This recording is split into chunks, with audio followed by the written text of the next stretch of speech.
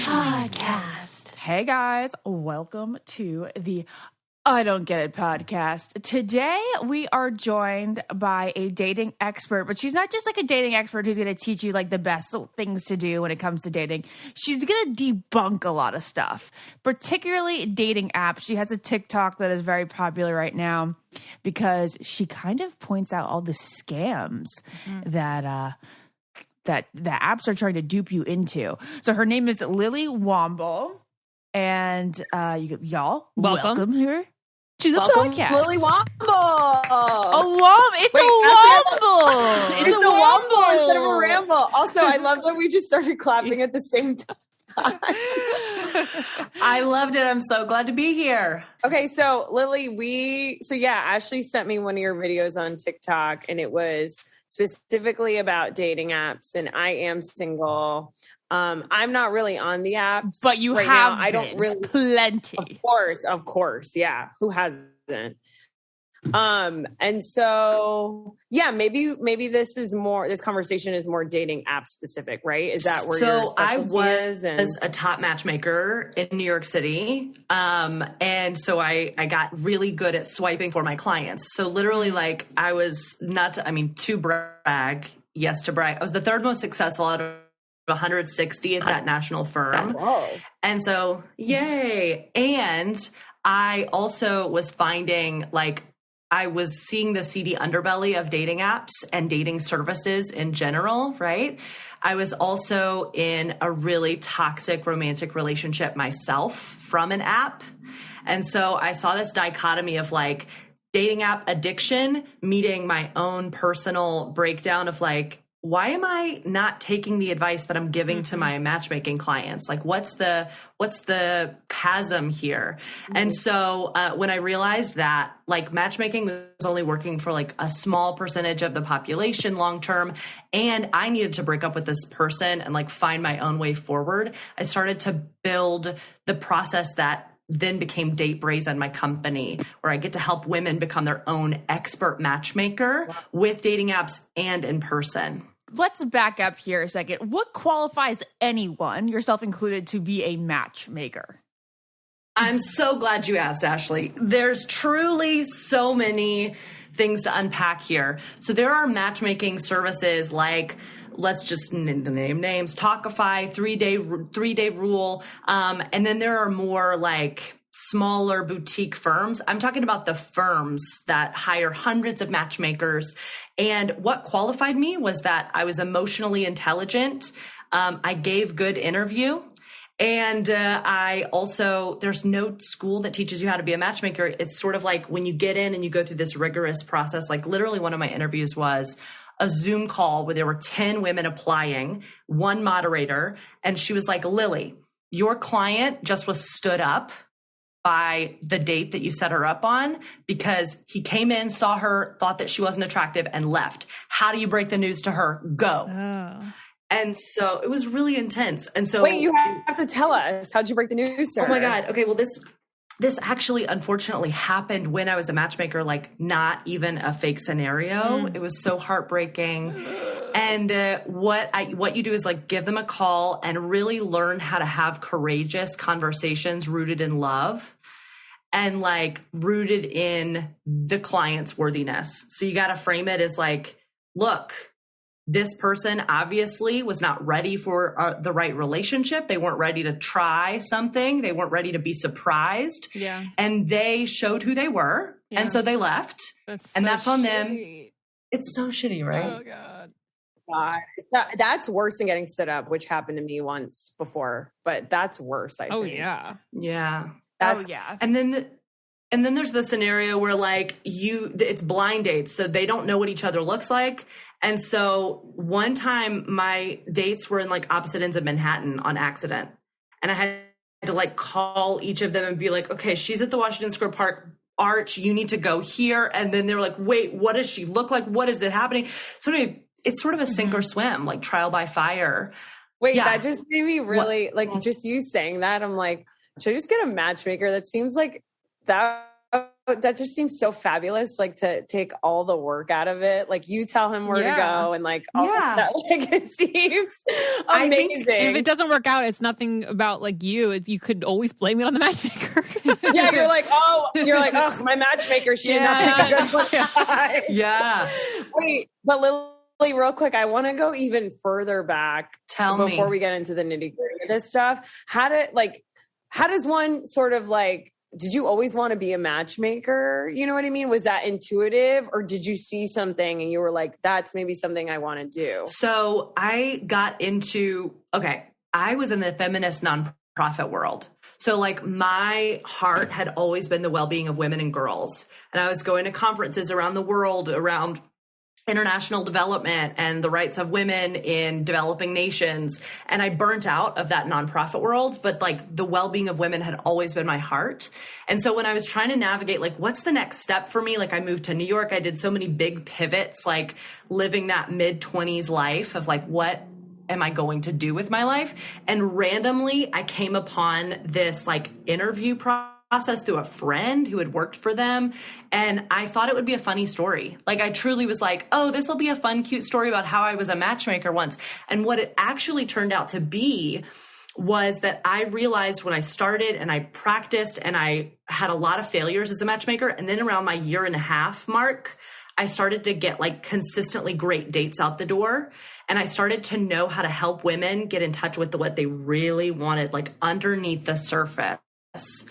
And so then I realized that, oh my God, dating is this microcosm of our well-being, that dating is this microcosm of every hope, joy, dream, fear, insecurity, desire that we have.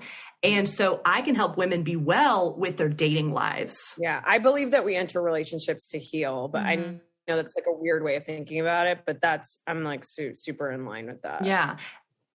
Okay. So like, what would you do as far as looking at personality traits and trying to match people accordingly? Is there something that people can take from your expertise as a professional matchmaker and apply them to their regular life when it comes to compatible personality traits? Everything that I do now as a dating coach to help women become their own expert matchmaker was rooted in like, oh my God, I had thousands of phone calls with men specifically for my clients in New York and around the country. I set up hundreds of dates. So it is all about defining your essence-based preferences. Mm-hmm. So what I mean by that is like everybody has a checklist. Yeah. Everybody has like, I want this, this, this, and this. I want this location, this height, this age range. Great. You get to want what you want. And then people are like, and I want kind, funny, intelligent, whatever. Great. Everybody says they want the same thing at the end of the day, pretty much. It's about getting beneath the surface of that to what is the essence of what you desire. It's like the intangible thing that makes a date magical. So what do you mean by the essence, though? Yeah. Like, what is that? So the way that, so let's take kind, for example. You want somebody kind. Great. What does kind mean for you? Like everybody in this room probably would have a different definition or like a nuanced definition for themselves. So asking, what do I mean by kind? What does a kind person value to me? What does a kind person do on the weekend to me? How does a kind person go into a party to me, right? So defining like when people get into this work of defining their own essence-based preferences, they usually find that kind can be a much more nuanced word for them. Like maybe it's compassionate. Maybe it's like empathetic. And then once you know that, you got to check in with how does somebody who is empathetic make me feel? You know, when you like meet a new friend and you're like, I want to be your best friend. Dive into why do I know I want to be your best friend? Because you make me feel held. You make me feel seen. You make me feel important. And that's the same for your dating life. So when you use your essence-based preferences, you can then, after every single date, measure how am I feeling in the presence of this person? How are they making me feel? And that's how I help my clients settle proof their dating lives. That's so fascinating. And it cuts so much time out because you're giving everyone a measuring stick where society has like the worst measuring stick. It's like, oh, you're hot, so I want to go on a date with you. It's like, you have to be so much more than that to want it. If you're looking for a real partner. And it's kind of more than an algorithm. Like, it's not like you're a matchmaker and you're like, oh, you got the height, you got the job, boom. Like it's it's way more than that, which kind of makes it more difficult for you because it's not so much an algorithm of putting in some data. Yeah. I don't know if we've ever talked about this. I don't get it, but I legit cannot eat a full-blown meal in the middle of the day because I get so sleepy. So I'm like kind of like a snack person, you know, a light meal, snacks. And what Daily Harvest provides, I get, because they have delicious food based on organic fruits and vegetables. What they specialize in are kind of those little meals. I mean, you can make them a full-blown meal because there are some, like this pasta dish that I had that was super filling, but not too heavy. And I ate half of the bowl. Like it said, it was like 2 servings in there. So I ate half the bowl during the middle of the day. But like there's lots of other things like flatbreads and smoothies and other bowls that are perfect for your little middle of the day, not just like tummy filler, but like nutrient satisfier. True. Like, you know, you just want a smoothie without having to chop or buy a shit ton of fruit or vegetables, and everything's in this smoothie, and they have amazing flavors. Strawberry peach smoothie is my favorite. That's one of my favorites too. Yeah, it's good when you're trying to, you know, keep on track and not eat a full huge meal during the day, and they get delivered like what Lauren to you. Said, washing, chopping, keeping fresh fruit in the fridge goes bad easily. Yeah. But with Daily Harvest, it's like a cup full of frozen yet fresh stuff in the freezer, and you are just like good to go. Put it in the blender. It takes 2 minutes. I literally timed myself once. Daily Harvest does the work so you don't have to, and all you have to do is eat. So escape the heat this season with Daily Harvest. Go to dailyharvest.com/getit to get up to $40 off your first box. That's dailyharvest.com/getit for up to $40 off your first box. dailyharvest.com/getit. But let's go into algorithms now. Okay. Wait. Can I ask a couple more matchmaking questions? Go for it. This is just so fun. Wait, do you watch Marvelous Mrs. Maisel? First season. I'm not a deep diver, but tell me what's the... Season 3 is like Matchmaker all over it, but that's a spoiler. Anyways, when you would interview men, hetero men seeking women in New York, was there like a common theme that you would find as far as like what essence they were looking for? So interesting. So there's so much to unpack about hetero men, period, in their dating lives, right? I would say, number one, I just did this TikTok on like, a lot of people do not believe that what they want exists, especially high achieving women in New York who have experienced a lot of disappointment and rejection. Yeah, you've run through the whole gambit. Like, how could there any be left, you know? Hey, I've definitely felt that way at some point. I'm like, so Sex in the City. I've dated the whole city. Yeah. Where is he? But then I think of Jared and Ashley, and I'm like, that's so... like the universe so perfectly tailored someone to someone else, right, for you know? sure. And I'm like 100% there's someone so perfectly tailored for me. So the question is like, what do I do when I don't believe that what I want is possible? And I think that it's a both and. It's like acknowledge how you feel your feelings, talk about it in therapy, right? Because how you feel matters and you get to feel your feelings. Both and how can you look for evidence that what you want does exist in small ways. And whenever you see evidence that what you want exists, I want you to, like, anybody listening, I want you to literally say out loud, thank you, more please. Wait, I literally do this. Wait, this is so crazy. I'm on the right track. Whenever I see, because I'm at the hotel right now, right? So whenever I see a guy like holding a girl from behind, or you know what I mean, taking charge, I'm like, yes, I'm like, this is what I want. And I take mental note. Or I saw like these people parked on the side of the road and they were just like making out, or like at the airport when people like, you know what I mean? Yeah. And I'm like, yeah, that's what I want. That's how I want someone to greet me when I fucking land. That's exactly it. Thank you, more please, universe. Like, give me more. It does exist, even in small ways. So there are men who I would speak to who are incredible, who are ready for a relationship, who are ready for a deeper connection. There are also men who I spoke to who are complete assholes who made me question everything about existence. Like, I'm a curvy woman, and I would and these men wouldn't see me. I mean, I kind of want to cry thinking about it. I'm going to because I remember being this is a safe space, Lily, by the way. Thank you. You can cry. Thank you. So I remember speaking to a man. I was literally, what a time jump. I was at the Wing in New York. This is like 5 years ago.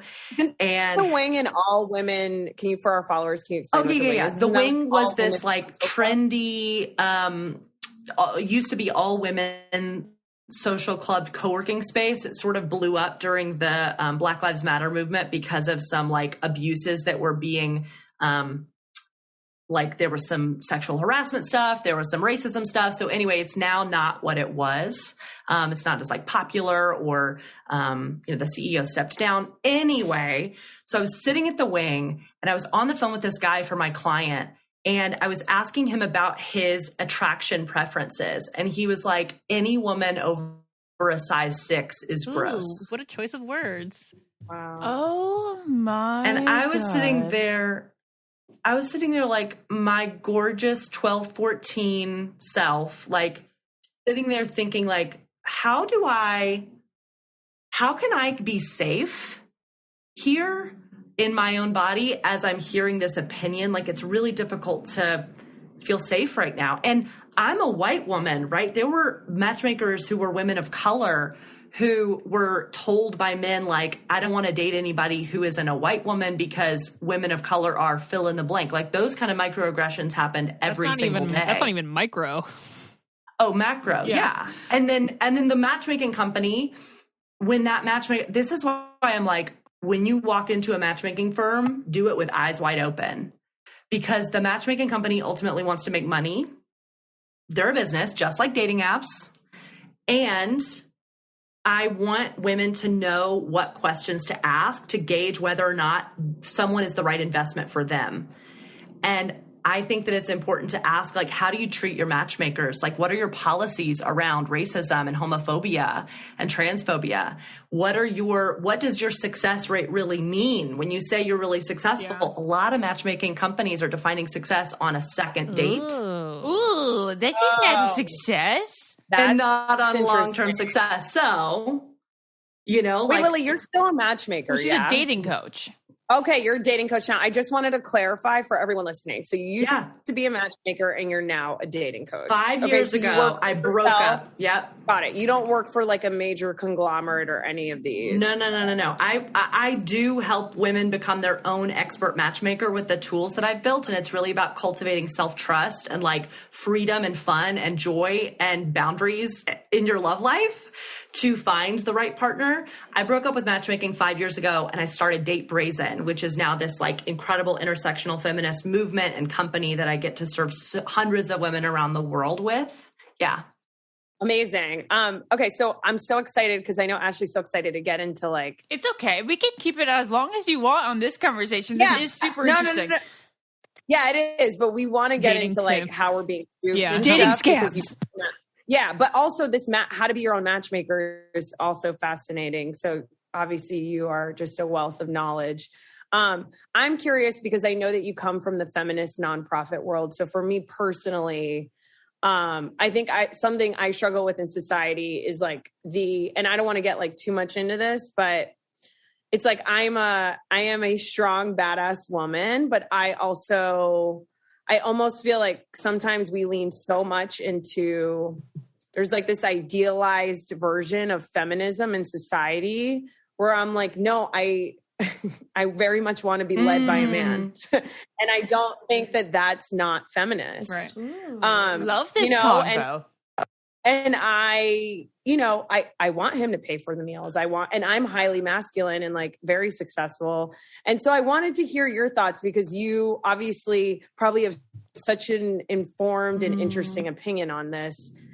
Where do you think we are in the world today as like hetero women, dating men and sort of like, do you know what I'm trying to ask? Feminism isn't necessarily just, being strong and being powerful. Feminism is like doing what you want as a woman. Yeah. And what you want as a woman is like, not having to pay for dinner if you don't want to, doing what you want to do. Yeah. We did a podcast on feminine and masculine energy too, and like how that works. But I'm curious to know, like, from your background, what your thoughts are. I think there's so much nuance in this conversation, obviously. And what came to mind when you were talking was this concept that I share with my clients all the time, which is the concept of muscling versus co-creation. So when you think about your love life and like generally high achieving women trying to find love, I hear a lot of muscling energy. Like, masculine, I don't trust masculine. I don't know enough about the feminine masculine coaching space to speak to that. But we can call it masculine. We can call whatever feels right for you. Just for me, masculine is like the doing, the initiating and the doing. And all Absolutely. That stuff. So the muscling to me is like, I don't trust a man to plan a date, so I'm going to project manage the shit out of that date planning. I don't trust that a man will want to show up for me in the way that I need, so I'm going to overdo and overact to try to manage for his lack of competency, right? That feeling of like, ooh, I really want this, so let me work super fucking hard to get it, versus believing that the right relationship is co-created. Ashley, I'm sure you like felt this when you met your person. It's like you show up and you want something, they want it too, and you co-create the right relationship and the right love life for yourself. And so I think that it fundamentally comes down to like the right person for you is also looking for you. And so, I love that line. Yeah. I met a guy recently I have a crush on, and I'm like, he would be such a dope co-creator. Yes. I love that. Yeah. That's cool. So super cool. Rothy's. It's Rothy's time. Taking a break, and we're talking about Rothy's. If you don't know what I'm talking about, then you're obviously not a loyal I Don't Get It listener, because we've been talking about Rothy's for the longest time because we love them so much. They are a shoe brand, but they don't just do shoes anymore. They also do bags, and they even do like guy shoes now, which is pretty new. They are awesome because they're the only flats in the world that don't cut up the back of my foot, come in so many different styles and colors, and they're just sophisticated looking. You can throw them in the wash when you need to wash them. It's so nice when you get them. The sustainability factor is so cool. They repurpose water bottles to make these things. They've so far repurposed about 125 million water bottles. Incredible, especially because a lot of people like talk about how water bottles like aren't very those are particularly bad. For sure. I like the sneaker. I like obviously a classic all white sneaker. And again, since you can throw them in the wash, you don't have to buy new sneakers every time they're dirty. You just throw them in the wash. They go with everything. I mean, there's the point, there's the classic flat, there's the sneaker, there's a loafer, like everything. I like the ballerina flat. Flat. You like legit like wrap something around your ankle pretty much. It's got like a bow. It's like really feminine. So I really cute. like it. You can wear them to like yoga, or you can dress them up. It's very versatile. So your new favorite shoes are waiting. They're Rothy's. So discover the versatile styles you can wear absolutely anywhere and get $20 off your first purchase at rothys.com/getit. That's ROTHYS.com/getit for $20 off your first order. All right. So let's dive into apps now. So the TikTok that I was sent that piqued my interest over you was I think it was buying like the subscriptions, like you get the free app and you're able to do a certain amount of swipes or a certain amount of areas, but then you have to upgrade in order to get a more selection. And you say this is BS. Elaborate, please. Okay, so like all of the nuance as well. I've been told, I've been corrected by many thousands of people in the comments saying all of the reasons why they want the upgrade. So I'm going to speak to what I think about the upgrades, and then we can bring in like the hot takes from other people if we want. Sure. I got one, but you go. Okay, great. No. So Lauren's like, I loved the upgrades because I loved looking in different cities when I was there. That's what it was. I think that's great. I have a client in Scotland who's like looking in other places right now, and she bought the upgrade to do that. So like both and, right? Like many truths can be held at one time. So when we talk about dating apps, as somebody who was swiping on them professionally for several years and who had all of the upgrades that my company like paid for, I have all of the opinions. Dating apps are business. businesses. They, at the end of the day, they want to make money. And I think that there's this, I mean, obviously they have great ad campaigns. Like Hinge's Designed to Be Deleted ad campaign was so successful. Yes. And I think that marketing creates a fallacy that dating apps are 100% in this to help you find love. And so because of that marketing, that fallacy that the population like wants to believe because they want to find love and they want something to help them with that, I think that people very often can take a dating app as like the gospel of this is the proof that what I want exists. And then when a dating app then says you've run out of people in your area, you need to buy this $30 upgrade to keep swiping, it's really harmful to a lot of people's mental health because they take that dating app at its word and they think, oh shit, maybe my preferences are too much. Maybe there aren't any people for me. Maybe what I want doesn't exist. Maybe the answer is paying this app $30 to like keep swiping. Like it could be if you only get 5 swipes, then it could be the 6th swipe that you're not paying for. Yeah. Yeah. It's like gambling. Or maybe if I pay... Which is like how a casino slot machine is. And how our phones are built, basically. Yeah. How TikTok was built, right? This idea of like, in the TikTok that now has like 1.3 million views, which is so wild, because I've been doing this work for 5 years and suddenly things started blowing up, which is what TikTok does, which is so great. I'm so grateful. And the dating apps are a scam video was all about how we need to walk in with eyes wide open to these platforms, not that they're not to be used, but that you need to use them and be in charge of them, because what a dating app wants is for you to be that old woman at the Las Vegas casino with like a gallon bag full of quarters and like a big gulp, like putting the quarters in the slot machine, like pulling the thing, like going for the triple cherry. Like they want you to be addicted to that platform so they make more money. Yeah. That's true. Wild. So say you're like going out there, like you're really determined to find someone. Would you suggest them starting on apps or suggest them like going out to a random coffee shop? Or like what's your first move as someone who's like getting back out there? You need to define the essence-based preferences that you have. So first, like go to a piece of paper, write down all of your checklist items. And then when you get to like personality traits, values, ask yourself a bunch of why questions. Like, why do I want this? What does this look like?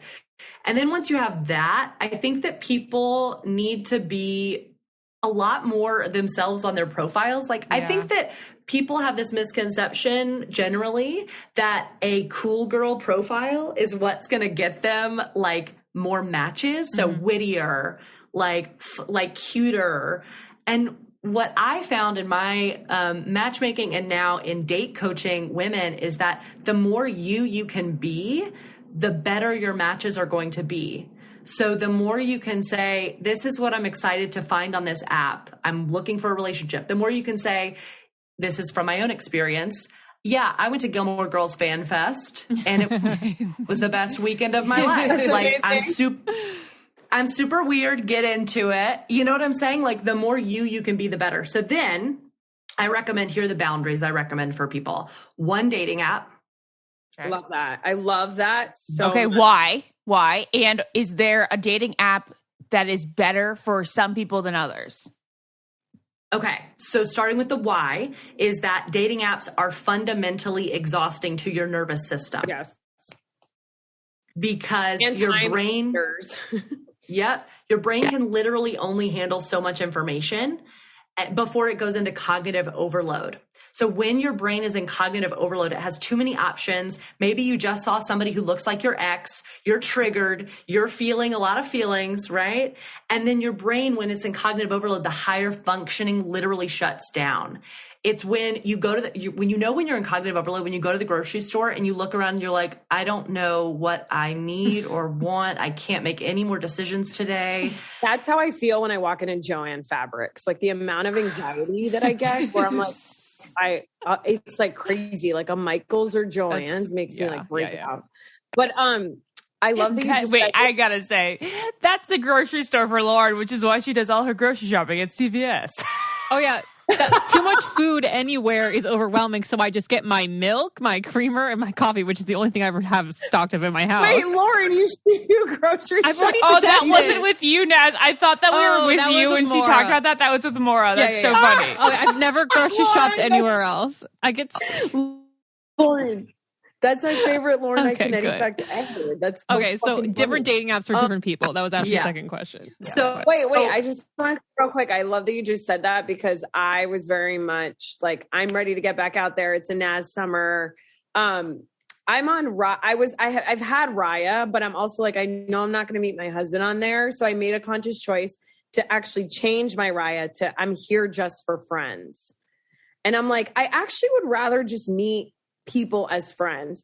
And then when I got more time, I downloaded Hinge and I started matching with, I had like one date set up, right? And then I started matching with all these people and then people asked for your number. And I was like, whoa, like one at a time. I have a date already. Like, I don't need to keep swiping. Like, I'll come back. Do you know what I'm saying? Yes. And I think people don't think to do that. And that's why people get burnt out from dating. Right. And I'm like, what am I in a rush for? Let me like meet this I guy know, but first. you're worried that they're going to go away. So you're like, oh, I got to get all these numbers or else these conversations are going to go away or I'm going to miss that swipe. And that could have been the one. I want to hop in I'm here.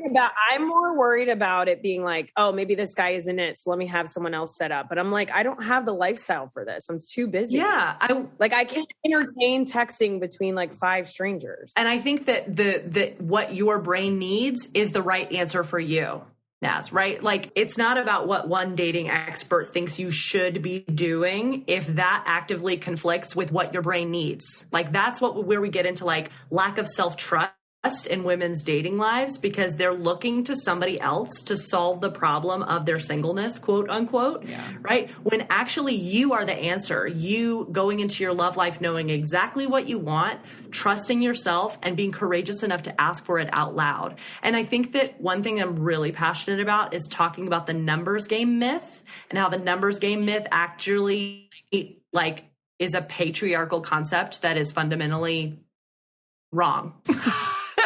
I think because like, if you think about this idea of like, keep going on dates or line up all the dates, like you never know who's going to bail. Keep going. The advice is to actively exhaust yourself, right? Like that it's to tire yourself out. Maybe you can't trust yourself. And I get wanting to have dates on the calendar and like dates on the calendar doesn't equal closer to finding your person. Yeah, it's statistics. If they're not the right matches. Yeah. So in terms of, only one dating app, no notifications. Why? Answering that. Why? Because I think that that's also exhausting and leads to more anxiety unnecessarily. The right person is not going to be like miffed that you didn't answer for 2 days because you were on a fabulous shoot in Calabasas. Do you know what I'm saying? Like they're going to be like, that's so cool that you are pursuing your career. That's so cool. Of course, I understand. I have a busy life too. Like let's figure out what works for both of us. Right. So turn off those notifications. And then in terms of what dating apps, I think that I recommend Bumble or Hinge just because they're the ones I hate the least.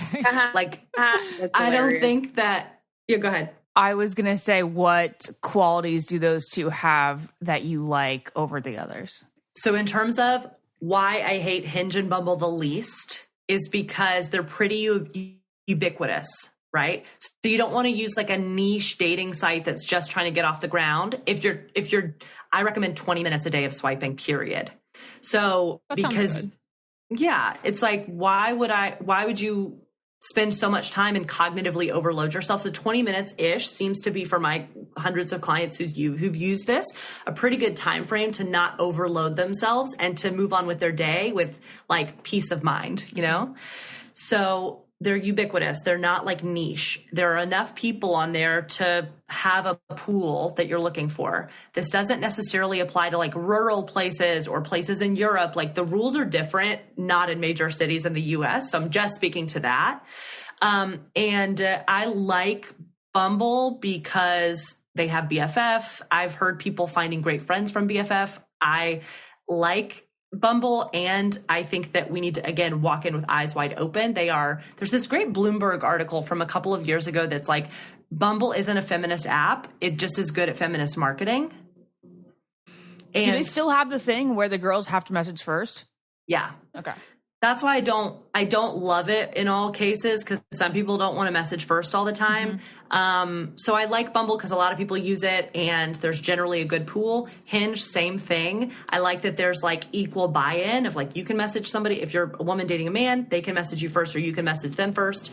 And really like they're stealing from each other all the time. So they're kind of becoming the same kind of platform as well. So yeah. Yeah, and I like the that Hinge has like prompts and stuff. But I am actually not on any, because Raya for me, I told you guys, is just for friends now. And I like am not on apps like mentally in my head because I don't have any other ones on my phone. And I actually don't believe I'm going to meet my person through an app. What are your thoughts on people who are just like, because it is, as a single woman today, especially in your 30s, right, where you're up against this body clock, it's like, it's always back and forth. I'm like, I'm not going to meet someone on an app. I don't subscribe to that. That's not good for my energy. I don't think that, I just don't think it's for me. I don't think I can fully like be me on it.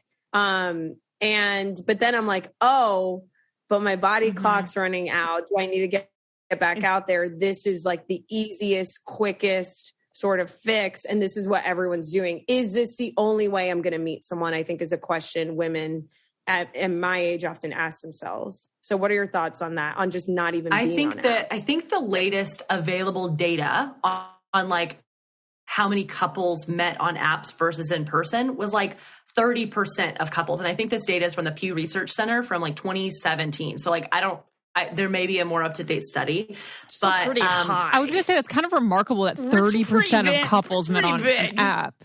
And that like is so new. Like I think that's wild. Yeah, it's like, well, it's when we look at what dating used to be, it's sort of like a dating app is a bar where like every single person goes and you can sift through and like, look through people.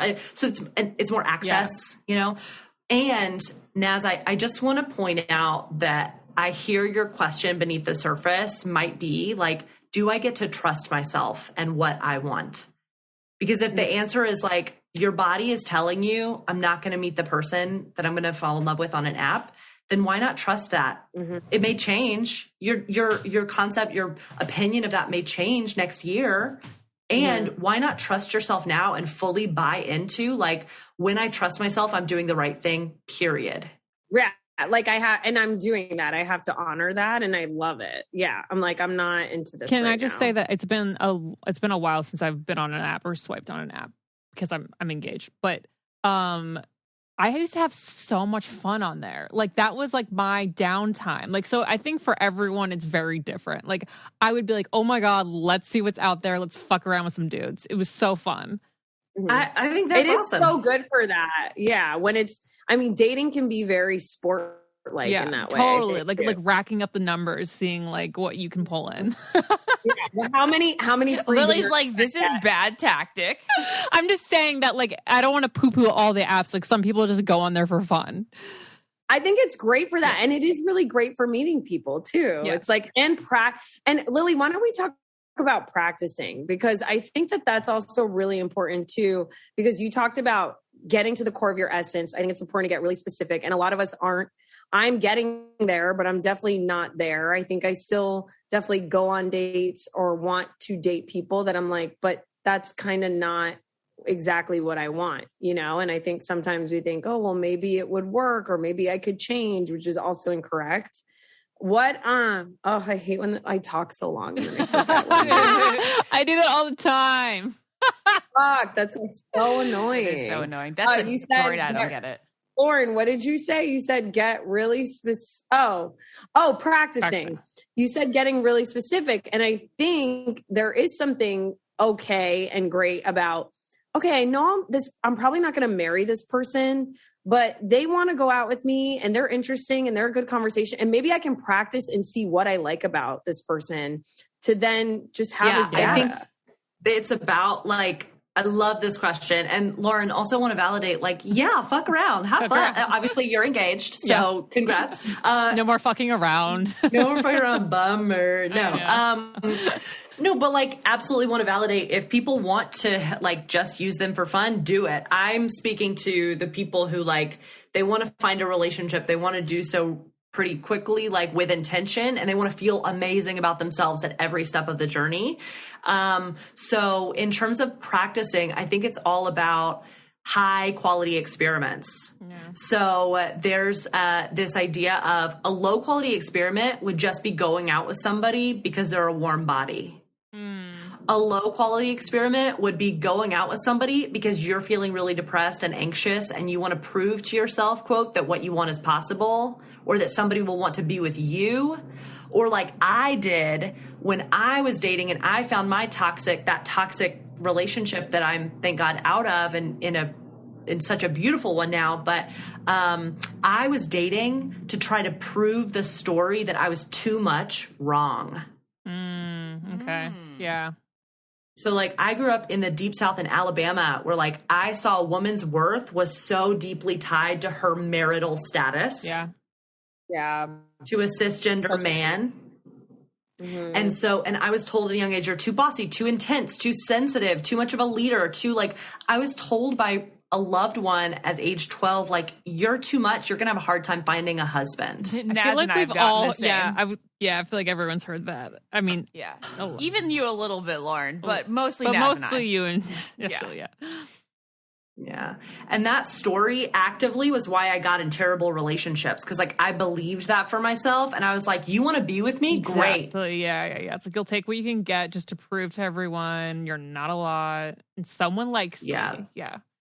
So if you feel like practicing, I just want everybody listening to like check that part of themselves. Like, is there any part of you who's trying to like prove that you're worthy enough? Because you're worthy enough right now. And what you desire is completely valid and okay right now. You're whole right now. You don't need a partner to make you whole. So like check those stories at the door. And then you can do high quality experiments of like, what might be fun? If I have intrigue, then why don't I use that as the indicator to keep going instead of like, I'm for sure like 100%, like nobody's 100% after a first date really. Yeah. So it's about looking for that intrigue and like playfulness and running that high quality experiment. You can be more relaxed too. Like once you realize like, oh, I'm fine alone. Like this is purely, for an experiment or like, yeah, I don't need this. Then you're not going to go in there all nervous and anxious. Yeah. Yeah. And that having that openness and curiosity, I like that you use the word intrigue. That's really helpful. And I think it's also important. I think another nuance, I mean, there's so much nuance in everything we're talking about, but I think another important thing that single women like me face, I don't want to speak for everyone, but how I feel sometimes is like, am I fixed enough to start dating? Like, when you're sort of on like a healing journey and you're like, wait, I got to still work on myself, or I got to work through my attachment style. Everyone's like, we've done a podcast on attachment style. Do I need to work through this, before I'm worthy enough to be with someone? I would love for you to like speak on that. Hell yes. Okay. So I talked to a client about this yesterday and I used this analogy that I love, which is about anxiety. I struggle with anxiety. I have struggled with depression in the past. I used to think that my anxiety disqualified me from the right relationship. That's what I mean. Like, I think we can find reasons, right, within ourselves why someone wouldn't want to be with us. And I think that's a perfectionistic fantasy. This idea that I somehow need to be perfect in order to like catch a dick. Do you know what I'm saying? Yes. Like, yes. Quote that let's call that the title of the episode. I have to be perfect to catch a dick. Yeah. Yeah. So that's what I used to think. And I think the more therapy I did, the more coaching I did, the more I built my business and like built this practice of helping other women free themselves from these patriarchal perfectionistic standards of like, you have to be perfect. Your mental health has to be all in check. Like, obviously, if you scrape your knee, you need to be able to say, I need to get a Band-Aid for myself. Let me go to the drugstore to go get a Band-Aid for myself. You're not going to be like to somebody you just start dating, like, I scraped my knee, fix it for me. Yeah. Yeah.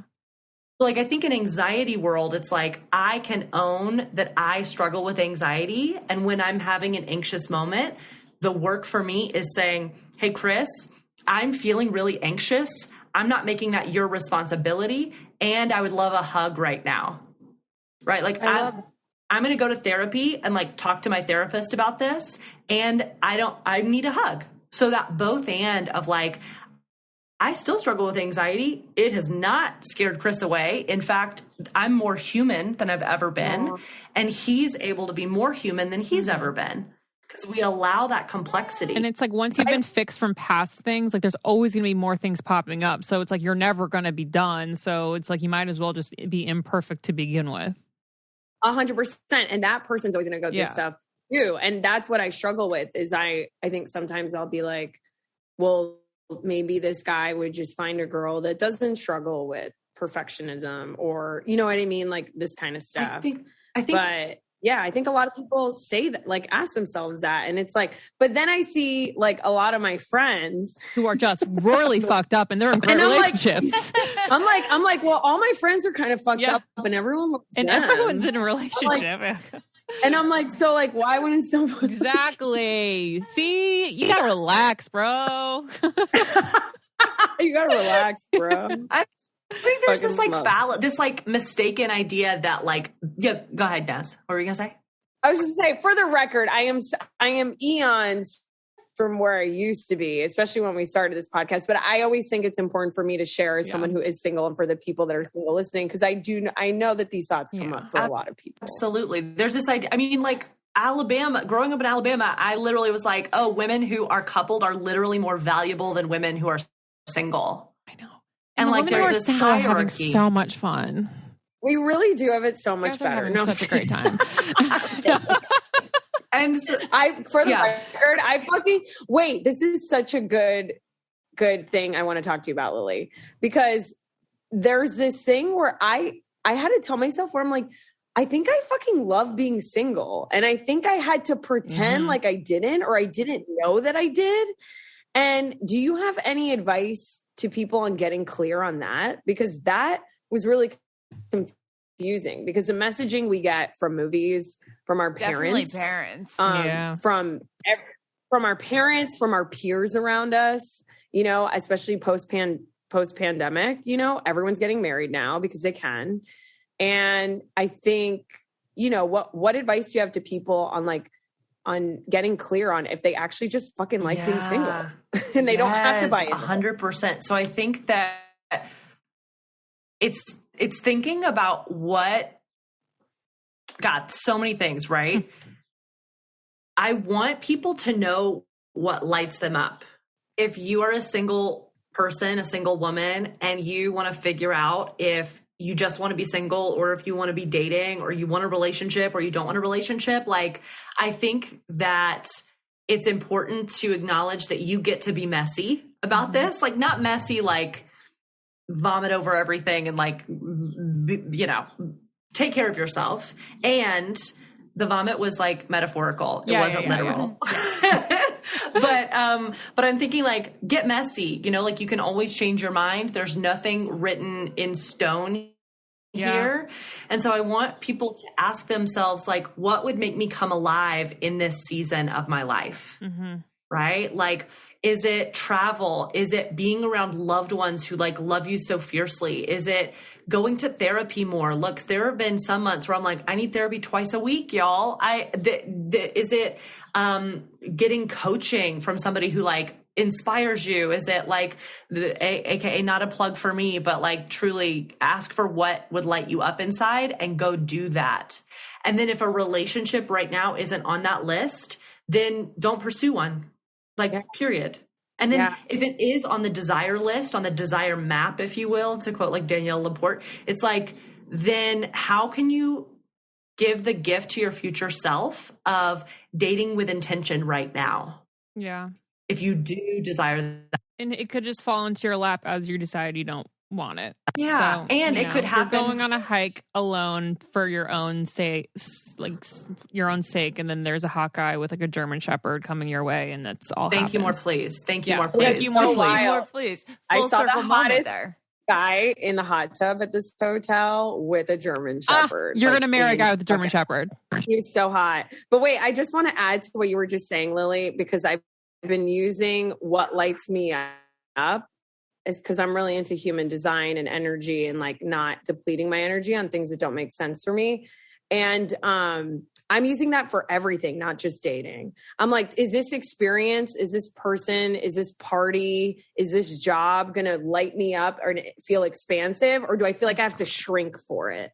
You know, like, is this like a party that I'm going to walk into and feel like I have to shrink? And now I just say no to all of that. And it's amazing. It's like your life can literally change overnight when you just don't fucking say, when you just fucking say no to all that. And also stuff. You can do that when you're single too, because you have a lot of things that you have to go to with a partner that you have to say yes to, and it shrinks you and it makes you feel stupid. Well, Lauren, just start saying no. I really have said no a lot. But that's good because you're honoring yourself. You're like, this isn't correct for me. Like, I'm not going to have fun here. These tools that we're talking about, that all of you are your own expert on, like your own self-trust, right? It's not just about how to find the man or find the woman or find the person. It's about how do you find and allow yourself to be in the best relationship of your life. Like, that's what this is about. I love it. I want to get a little off topic for a second. Can we talk about the algorithms of these apps? Like, is there any science behind it, good and bad? I think that we are not at the point at which an algorithm can accurately determine who is a good match for you or not. Like, I know from anecdotal experience and then literally at my in-person workshops that I do in New York, like there have been people who work for Grindr and Tinder and Bumble who come and they actually, as participants, are like, yeah, I know what's happening in the back room of that algorithm conversation. And it's, I don't know enough about it to speak to it, but I do think that some of the preferences are being matched, like surface level stuff, age range, location. Okay. Do you know what I'm saying? Yeah. I don't, and personality and match type and like what the essence is, which really matters. I don't think the algorithm can accurately match people based on those based on those soft skills, right? Based on those soft assessments. If you do buy more, do they add more people closer to like your preferences, or is it just a pick of the, random pick of the draw? So similarly with matchmaking companies and dating apps, like sometimes buying more just means you're being in a pool of people who are also buying more. So like sometimes that upgrade, and look, so much nuance, so much I don't know about how the dating algorithms work. They also change every single day. Like TikTok changes its algorithm all the time. Same with apps, dating apps. So I know that when you purchase an upgrade, you are more likely to match with people who also purchased an upgrade. Yeah. And that may or may not mean that person is right for you. It just means that like they paid money. And in matchmaking, people would say to me when I was matchmaking years ago, like, well, doesn't that mean if I'm being matched with men, if I'm a woman dating a man, doesn't that mean that men want a relationship more because they're paying more money? Yeah. And what I say to that is that like money doesn't necessarily, maybe they're paying more money because they have such weird specific standards that they don't want to be matched with anybody that doesn't meet like this 6-foot woman who is 115 pounds, who is a model, who is this, and this, right? Like I don't think that a man paying money to do a matchmaking service or do an app necessarily means that they are better for you, Okay. What I was just going to say / ask was, when I was on dating apps, I'd always say like, have a phone call or a FaceTime before you go, because you can capture the essence a little bit more. So I was wondering if like speed dating, since you're actually just getting a 5-minute little essence vibe, would be more like successful. I think speed dating can be super fun and like a high quality experiment when you're like feeling good and feeling juicy, full of yourself in the best way.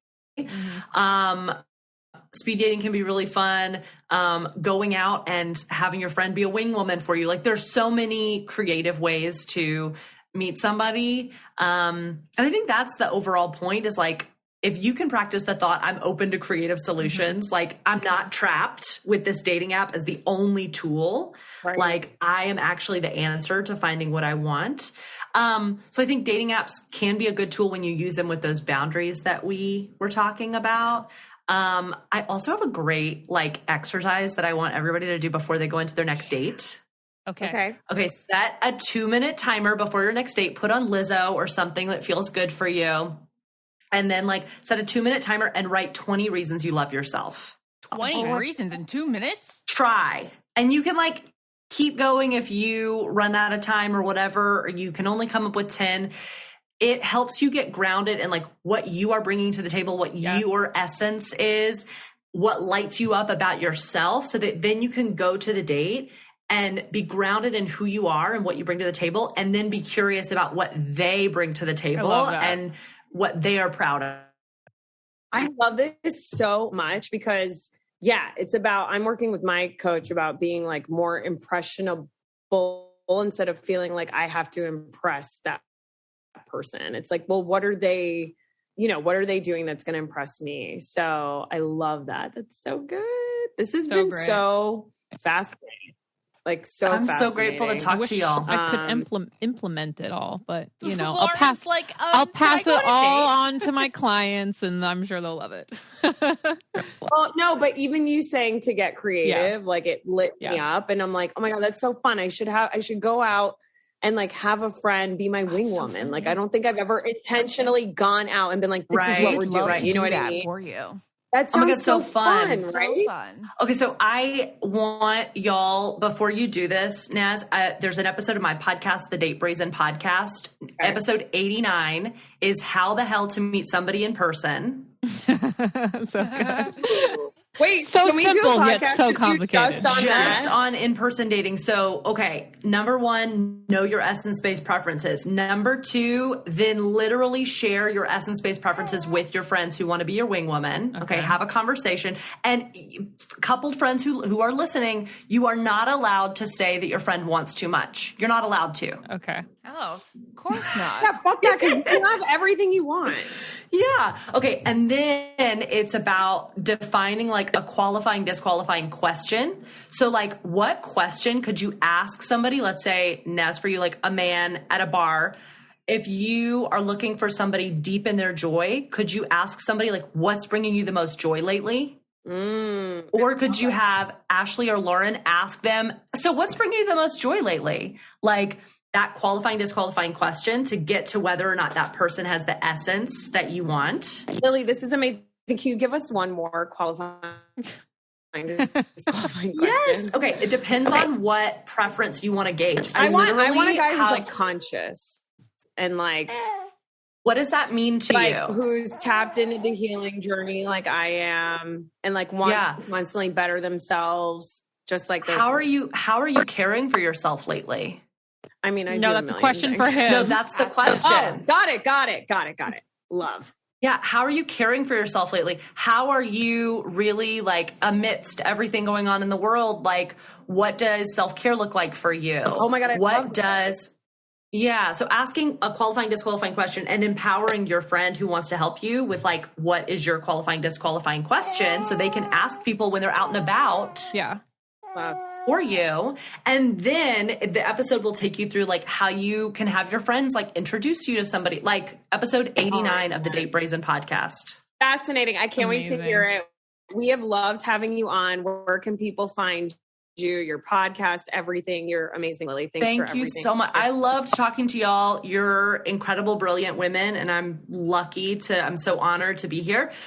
Datebrazen.com, DATEBRAZEN.com. My TikTok and Instagram are at datebrazen. Amazing. Thank you, Lily. Hey, well, thanks, Lily. I can't wait to play Lizzo and write down reasons why I love myself. 20 and 2, baby. 20 and 2. All right. Bye. Bye. Thank you so much. Bye.